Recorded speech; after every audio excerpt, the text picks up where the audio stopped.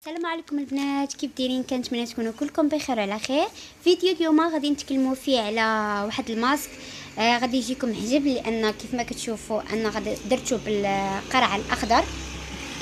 رائع بالنسبه للتجاعيد وبالنسبه لصفاء الوجه وبالنسبه للتصبغات اللي كنعانيو منها بزاف في الوجه، اللي كيكون عندنا الوجه شي بياض شي سمر.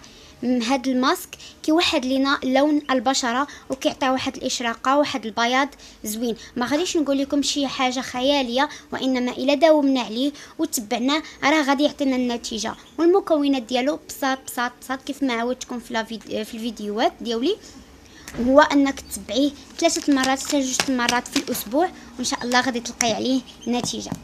نخليكم مع لا فيديو ما نطولش عليكم. نبداو في المكونات اللي هما بساط كيف ما كتشوفوا.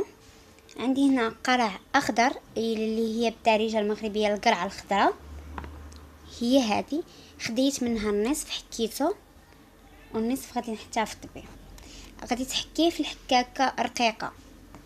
وهنا عندي عصير الخيار، الا ما عندكش عصير الخيار يمكن لك ديري ماء الورد. هنا عندي ميلانج ما بين الا كيبان لكم ما بين ملعقه صغيره من نشا الذره وملعقه صغيره من الحليب المجفف. هذا هما المكونات اللي غادي نستعملو. كيف ما كنعرفوا ان القرعه او لا ولفنا نقولوا القرعه الخضراء غادي ناخذ الكميه اللي غادي تقدنا بحال هكا، بحال جمعيه القاس.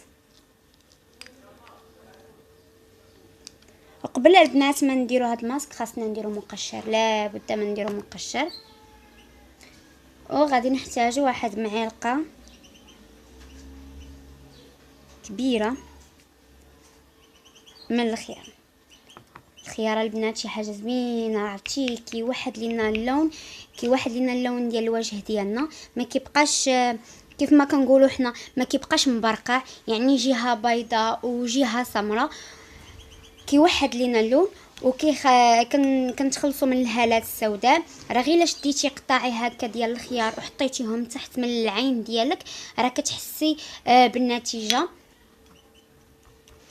هنا غادي نحتاجو كيف قلت لكم ملعقه صغيره من نشا الذره وملعقه صغيره من الحليب المجفف.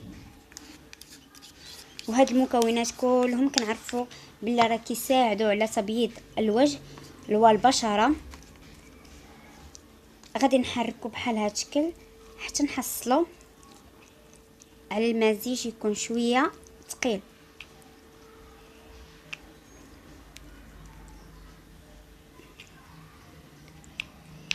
الا كانت بشرتك دهنيه خاصك تزيدي واحد القطرات من الحامض، ولا بشرتك ما حساساش من الحامض زيدي. اما الا كانت البشره ديالك جافه ولا حساسه لا، من الاحسن تبعدي من الحامض باش ما يسبب لك حتى شي ضرر. مهم دابا انا غادي نمشي هندير مقشر ديالي، المقشر اللي عزيز عليا وكنفضلو وهو مقشر ديال القهوه بوحدها، قهوه مع ماء الورد او لا قهوه بالزيت الزيتون او لا قهوه بالماء. مهم كنديرها على الوجه ديالي، كنقندلك غير بواحد الدلكه خفيفه. من بعد كنغسل الوجه ديالي بالماء الدافئ وكنطبق هاد الماسك. هاد الماسك غادي نخليوه الا كنا دايرين فيه الحامض غادي نخليوه 20 دقيقه.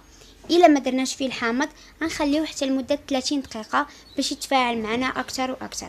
من بعد غادي نغسل الوجه ديالنا بالماء الدافئ، ابري الماء البارد اولا غادي نرشو بالماء ديال الورد ونمسحو. هاد الماسك كيحيد التصبغات كيف قلت لكم ديال الوجه، كيصفي الوجه، كيعطي واحد النضاره وكيعطي حتى واحد البياض اللي اي بنت كتمنى الوجه ديالها يكون فيه هادشي كامل، الصفاء والنضاره والتصبغات اللي هما اللي كيعطيونا الازعاج بزاف بزاف بزاف.